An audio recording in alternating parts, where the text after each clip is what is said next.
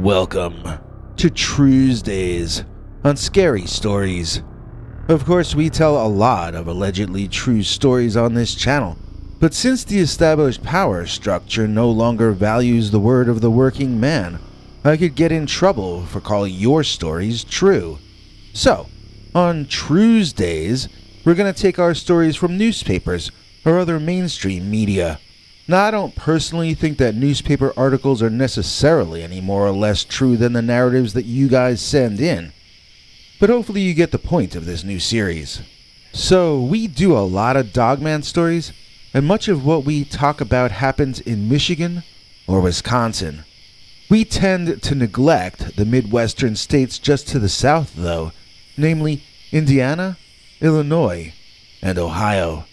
Today we've got a historical case of a Midwestern werewolf or wolfman that took place over the summer in Defiance, Ohio in 1972. It was reported on by at least 2 local newspapers, and I'm just going to start reading from the first article so we can figure out exactly where this all happened. Okay, here's the Crescent News from Wednesday, August 2nd, 1972. Horror movie now playing on 5th Street. By Ellen Armstrong, city editor. She starts off all jokey and sarcastic, as mainstream writers often will when discussing cryptids. She quotes the poem from the old Universal Wolfman movies. Even a man who is pure of heart and says his prayers by night may become a wolf when the wolfbane blooms and the moon is clear and bright. Defiance police, possibly armed with silver bullets and sharpened stakes, are on the lookout for a wolfman who on 3 occasions has accosted persons near the Norfolk and Western Railroad tracks in the vicinity of 5th Street and Swift & Co. I tried searching online for Swift & Company, and I discovered that there's been a meat packing company and a real estate company using that name. Are any of you guys from the Defiance, Ohio area? Would you know what Swift & Company was on 5th Street in Defiance in 1972? Well, let's go to Google Maps and look for ourselves and see what we can find. 5th Street begins here as the Hopkins Street Bridge comes across the Auglaize River, which I'm sure I'm mispronouncing. It continues to the northwest, getting diverted a half block to the right on Jefferson Avenue. I guess we're looking for railroad tracks, so let's just stare and see what we see. I'm seeing box stores, factories, and parking lots. It looks like a commercial district. We passed Clinton, we passed Perry, we passed Jackson, then see, railroad tracks running alongside this 3-way intersection. You know, crossroads are the traditional home of the devil, and this one even sort of resembles a sideways pitchfork, too. Check it out. We've found the neighborhood that the 1972 Wolfman reports happened in. Let's go down to Street View and look around. Here we are, the actual train tracks where the werewolf was seen. The first thing I'm noticing is that church in the distance. So we're talking about a sighting of a possibly demonic presence at a crossroads near a church? This story is already a lot more interesting than I would have thought. Now, this street view we're looking around inside of was taken in the year 2013, which was 41 years after the Wolfman sightings happened, and 9 years before I'm writing this all down in New York. I don't know how much of what we're seeing is still there, just as I don't know how much of it was already there in 1972, but we can kinda guess. That school and that factory look old enough. Certainly the railroad tracks are still the same ones from that era. Now let's look at the pitchfork-shaped intersection, and well, that's another church, isn't it? So these werewolf encounters seem to have happened at a pitchfork-shaped crossroads, directly in between 2 churches. I'm telling you, truth can be stranger than fiction. I'm gonna wander us around the neighborhood for a while, and we can try to pretend we're back in 1972, in the middle of the dark night, and we're in this exact place, seeing with our own eyes the infamous Wolfman of Defiance. Back to the original article by Ellen Armstrong from the Crescent News on August 2nd, 1972, where we discover that this cryptid flap has actually been going on for some time before this article was written. And I quote, "Two of the incidents occurred last week and one last night. None has happened during a full moon." According to Defiance Police Department, one man was attacked and struck on the shoulder with a 2x4. However, managed to get away from the assailant. Two other attempts on residents, both men, have not been successful, so the department can't say if the motive is robbery or just to scare people. No one has reported neck bites. He, she, or it is described as very tall, with some kind of an animal head. That part gave me the chills. It was a man with an animal head. That implies he was wearing clothes, so it would be a werewolf or lugaroo or rougarou, not a dogman in the traditional Midwestern sense. Also, the part about him brandishing a 2x4 and using it as a weapon seems to indicate that this guy had thumbs and probably had at least part of a human brain inside of his head, at least some of the time. Like one of the legends about the rougarou in Louisiana is that it still has a human mind, although a dulled version of one. For instance, one old way to keep the rougarou from breaking into your house was said to be to leave 13 pennies on your doorstep. The rougarou will attempt to count the pennies, but his dulled down mind can't remember how to count past the number 12. He will remain at your doorstep all night, counting to 12 over and over again, until the sun comes up and he returns to human form. Could that be what those poor guys working for that railroad company in 1972 were forced to deal with? Could it have actually been a shape-shifting werewolf or rougarou? Let's read some more. Police Chief Don F. Breckler today said if anyone sees the subject, they should not attempt to apprehend him, but call the department immediately, giving a description and the direction in which he was heading. The attacks have occurred during the early morning hours, from 1:30 a.m. to 4:20 a.m. before sunrise. Wait, 4:20? Is that another of her snide remarks, or was that random? Did 4:20 mean anything yet in 1972?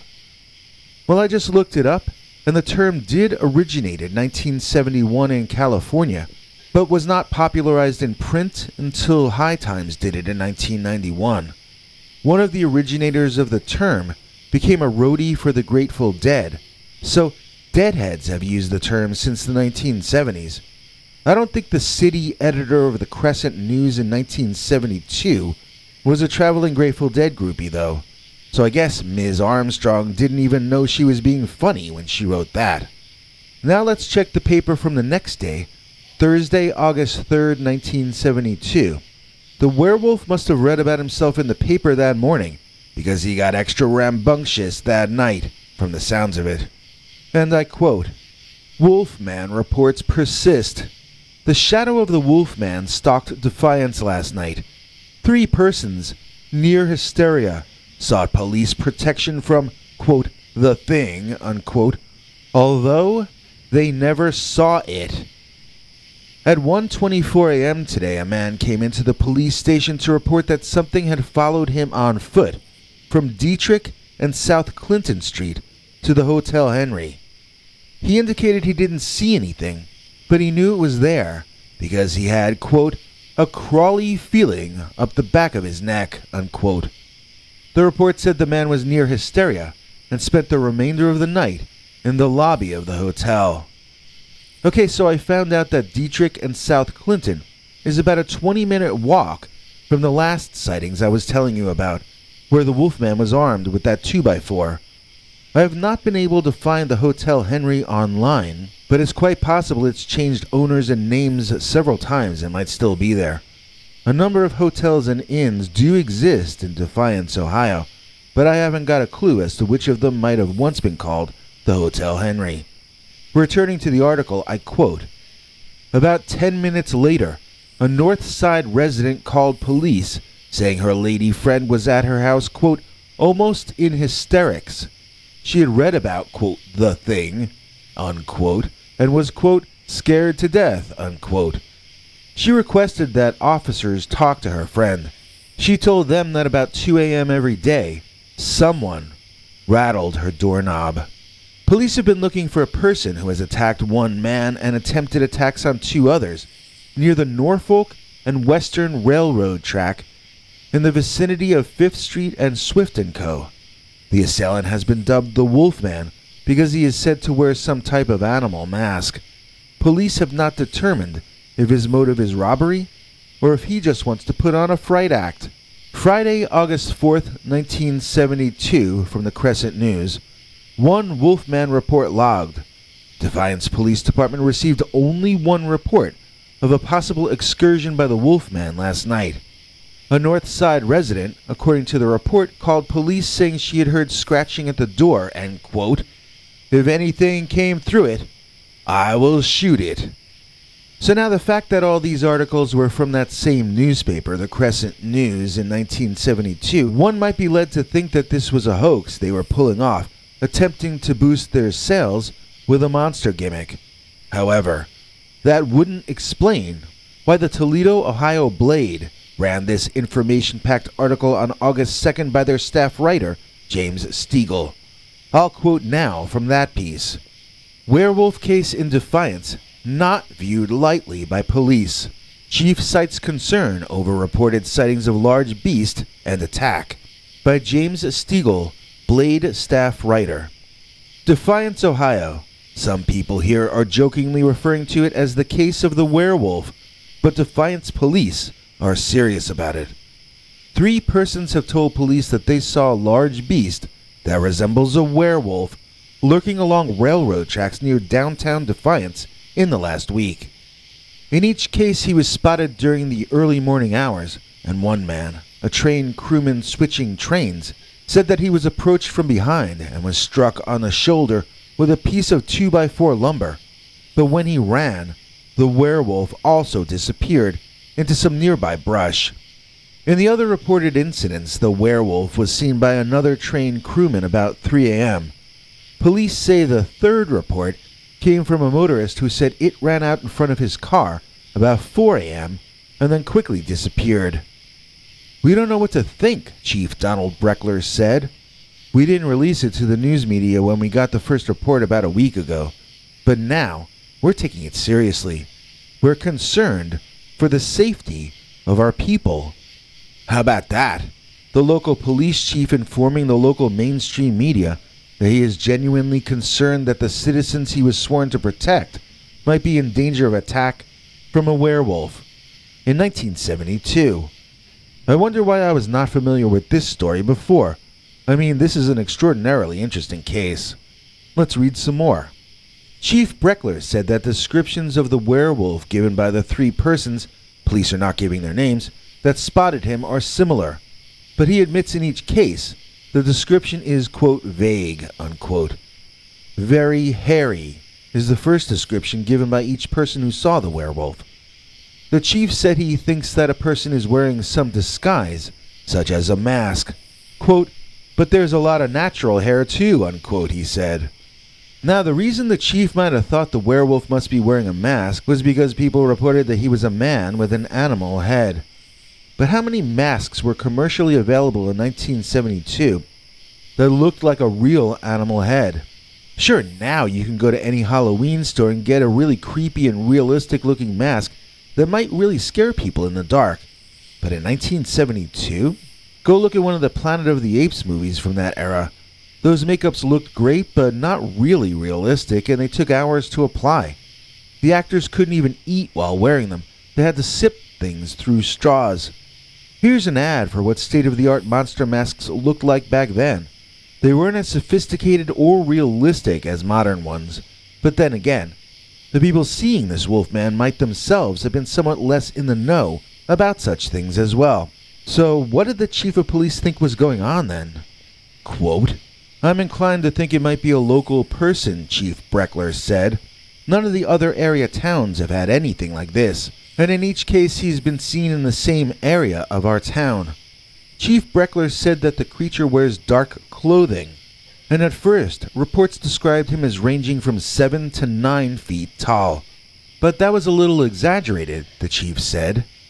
7 to 9 feet tall. The chief says that was, quote, a little exaggerated. A little?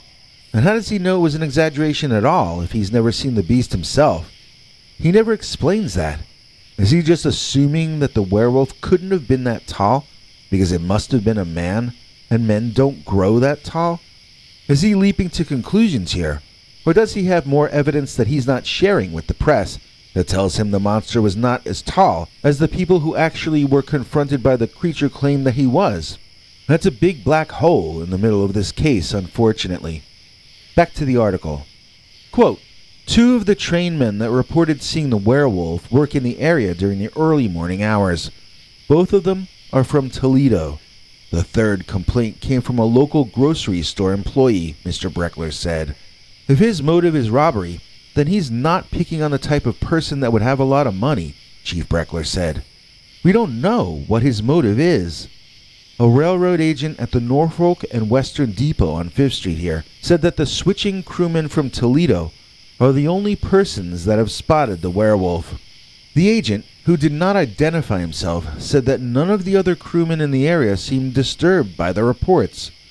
We don't think it's a prank, Chief Breckler said. He's coming at people with a club in his hand.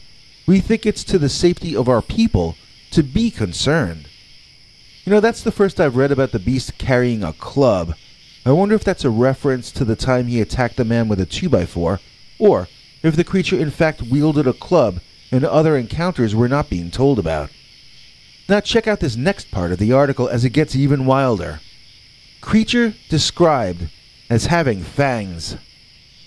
2 N&W brakemen interviewed at the railroad's Sumner Street yard today said the creature had, quote, huge hairy feet, fangs, and ran from side to side like a caveman in the movies.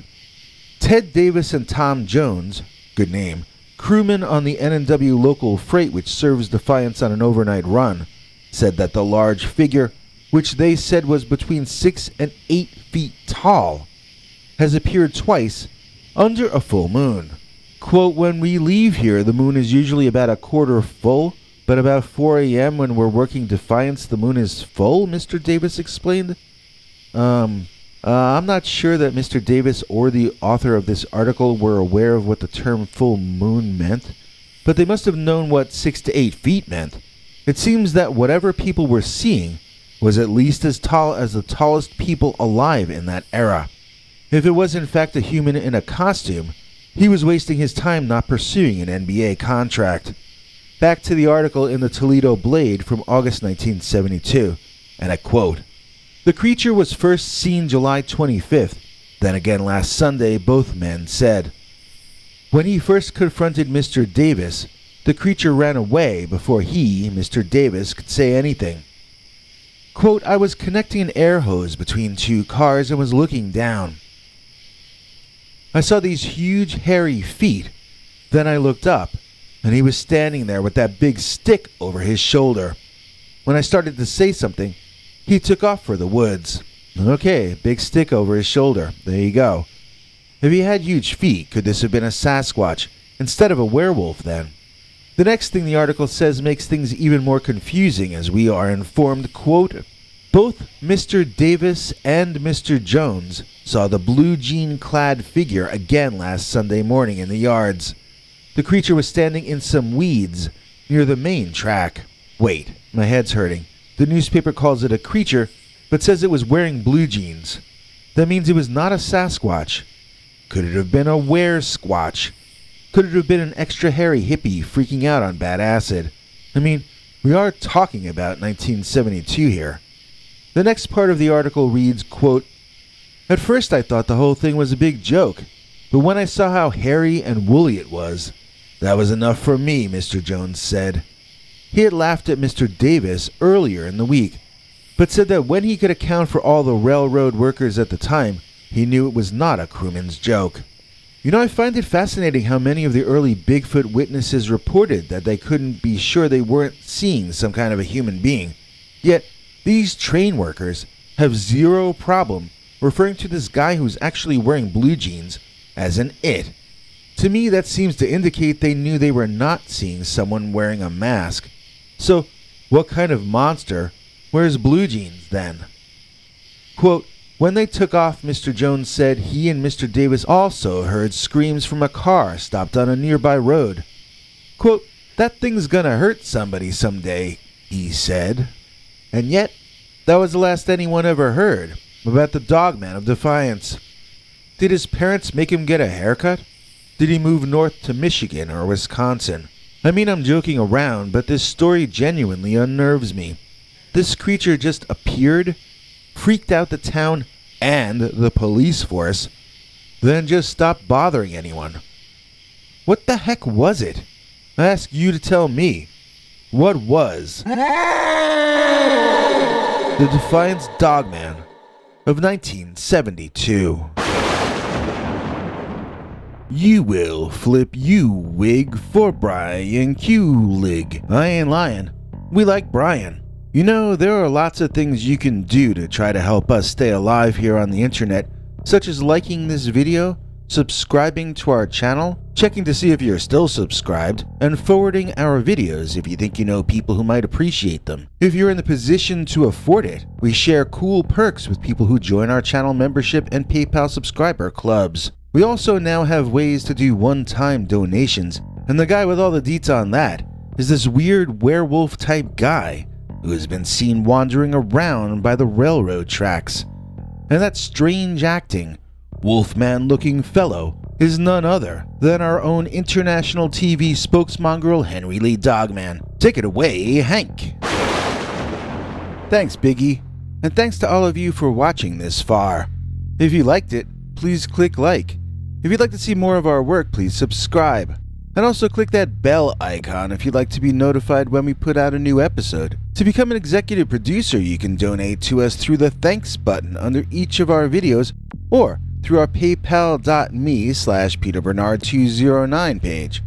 To receive cool perks like secret uncensored Dogman episodes far too wild to ever run on this channel, you can become a YouTube channel member by clicking the join button, or join our PayPal subscribers club at peterbernard.com. Joining either at the $3 a month level or above gets you access to our over 25 hours of secret uncensored Dogman stories available nowhere else. Do you have a scary story about Dogman or some other kind of high strangeness that happened to you? Let us know by emailing us at scarystoriesnyc@gmail.com or by leaving us a voicemail message at 804-LA-SCARY.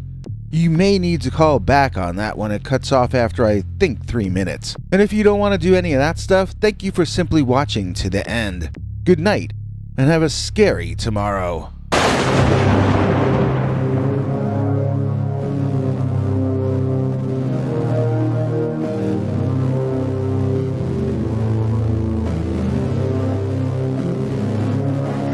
Come back for more scary stories.